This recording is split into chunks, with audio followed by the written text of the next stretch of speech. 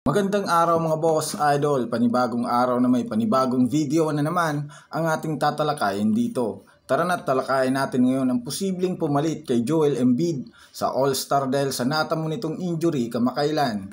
Dahil nga malapit na ang All-Star, malamang sa malamang hindi na maglalaro si Joel Embiid at sisimulan na nito ang kanyang recovery process. Tatalakayin na rin natin ngayon ang mainit na koponan ng Los Angeles Clippers dahil kung inyong mapapansin mas lumalakas na nga ito ngayon.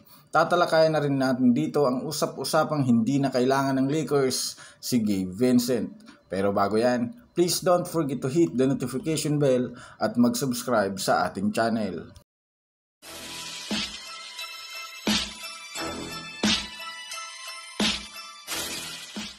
Halina at unahin natin dito mga boss, idol, ang topic kay Joel Embiid. Lingid niya sa kaalaman ng lahat sa darating na February 19 na nga gaganapin ang inaabangang All-Star Game na paglalaroan ng pinakamagagaling at pinakasikat na mga manlalaro sa loob ng NBA.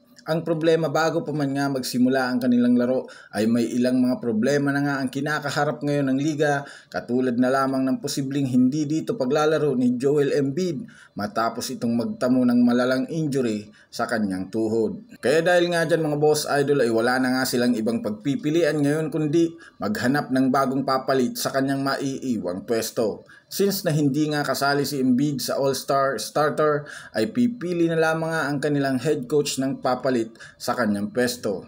At base nga sa lumabas na balita, expected na nga daw ang All-Star reserve big man na si Bam Adebayo ang kukuha ng kanyang posisyon sa starting five ng East All-Star. Samantala sa kabilang dako naman sa balitang ganitong na nga daw kalakas ang super team ng Los Angeles Clippers.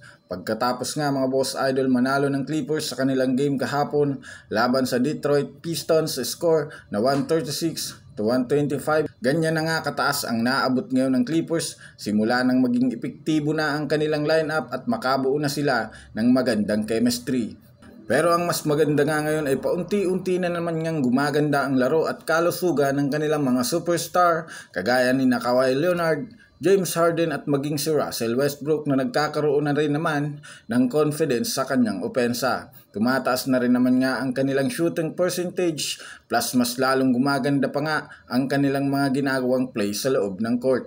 Kaya di na nga nakakapagtaka kung bakit nagsusunod-sunod na ang kanilang pagkapanalo sa kanilang mga nakalipas na laro. Habang lumiko naman tayo mga boss idol sa ating huling istorya na pag-uusapan ngayon sa balitang inoffer na nga daw ng Lakers si Gabe Vincent sa Bulls para magkasamang muli sina LeBron James at Alex Caruso sa kanilang kupunan. Ayon nga mga boss idol sa kalalabas pa lang na balita ngayong araw, tuluyan na nga daw inilagay ng Lakers si Gabe Vincent bilang available sa loob ng trade market. Sa katunayan, inoffer na rin naman nga nila ito sa kupunan ng Chicago Bulls upang sa ganun ay makuha na nilang muli si Alex Caruso na matagal nilang gustong pabalikin sa kanilang lineup para makapag-reunite na silang dalawa ni LeBron James. Well, sobrang nangangailangan na rin naman nga ngayon ang Lakers ng isang defensive-minded na guard na siyang magpapalakas pang lalo sa kanilang backcourt ngayong season.